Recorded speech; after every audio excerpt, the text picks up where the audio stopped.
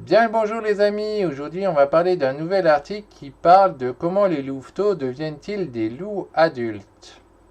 Alors avant de lire cet article, j'ai trois questions à vous poser. C'est est-ce que vous êtes pour la conservation des animaux, oui ou non? Est-ce que vous êtes pour le bien-être des animaux, oui ou non? Et enfin, est-ce que vous êtes un bienfaiteur, oui ou non? Et si vous répondez oui à ces trois questions, alors je vous demande de participer à ma cagnotte pour m'aider à sauvegarder plus d'espèces animales, à agrandir mon élevage conservatoire. Alors pour cela, c'est très simple. Vous avez le lien en description, il suffit de cliquer dessus, ou vous avez le lien sur le côté droit, vous pouvez écrire toute l'adresse. C'est comme vous voulez. Et dessus, vous allez avoir plus d'informations sur ce que j'aimerais bien pour pouvoir sauver un maximum d'animaux. Alors, vous avez trois choix, en fait, ou quatre. Vous avez le choix de rien faire, et donc de laisser les animaux s'éteindre. Ça, c'est vous qui voyez. Vous avez le choix de simplement partager, ce qui est déjà une très bonne aide. Vous avez aussi le choix de participer en faisant un don. Et vous pouvez faire, ça c'est l'idéal, où je serais plus content de vous, c'est que si vous partagez et en plus si vous faites un don. Et là, moi je vous remercie vraiment beaucoup parce que ça aidera à sauver des animaux qui ne vont pas s'éteindre définitivement. Là, on parle vraiment d'extinction d'animaux parce qu'il y a des animaux qui sont vraiment en danger critique d'extinction. Et moi, je cherche à aider un maximum de ces animaux qui ne s'éteignent pas en les élevant. Donc je vous demande de m'aider à faire ça parce que tout seul je ne peux pas y arriver, j'ai besoin de votre aide. Donc voilà, c'est vous qui voyez. Et donc voilà, maintenant on va se concentrer après que vous avez fait quelque chose ou pas, c'est vous qui voyez, on va se concentrer sur la lecture de cet article. Alors, animaux, devenir un loup costaud n'est pas chose facile. Alors, la première étape, c'est marqué sans défense. À la naissance, les louvetons sont aveugles et sourds, ne peuvent pas réguler leur température et ne pèsent que 500 grammes.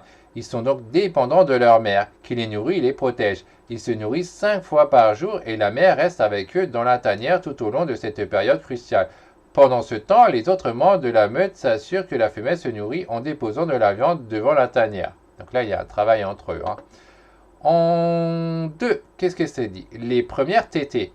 La louve s'assure que les petits vont s'alimenter en les poussant délicatement jusqu'à ces tétines. Le lait naturel leur permet de prendre du poids à raison de 1,5 kg par semaine.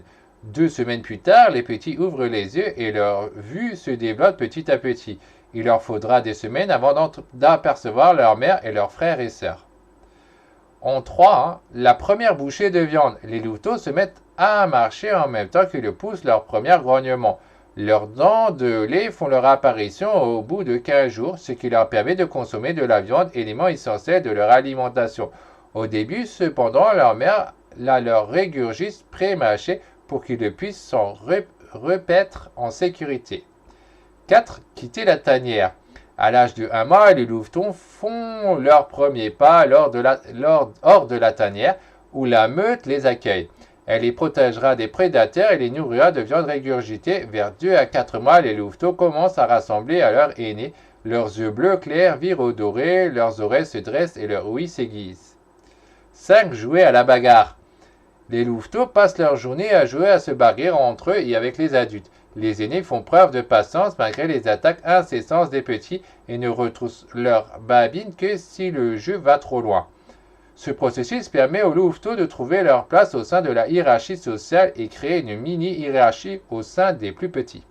Enfin, 6. À l'âge de 6 mois, ils commencent à chasser avec la meute. Ils découvrent leur principale proie, essentiellement des herbivores de grande taille, cerfs, élans et bisons.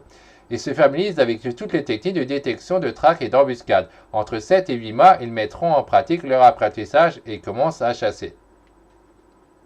Donc voilà ce petit article sur les loups. Si vous aimez les loups, ça explique un peu ce qui se passe. Ces animaux sont quand même très très très importants pour notre écosystème. Et c'est très bien qu'il y en a de nouveaux, même si certains réclament, c'est compréhensible. Mais de l'autre côté, il y a besoin de ces animaux pour pouvoir réguler les cerfs, etc.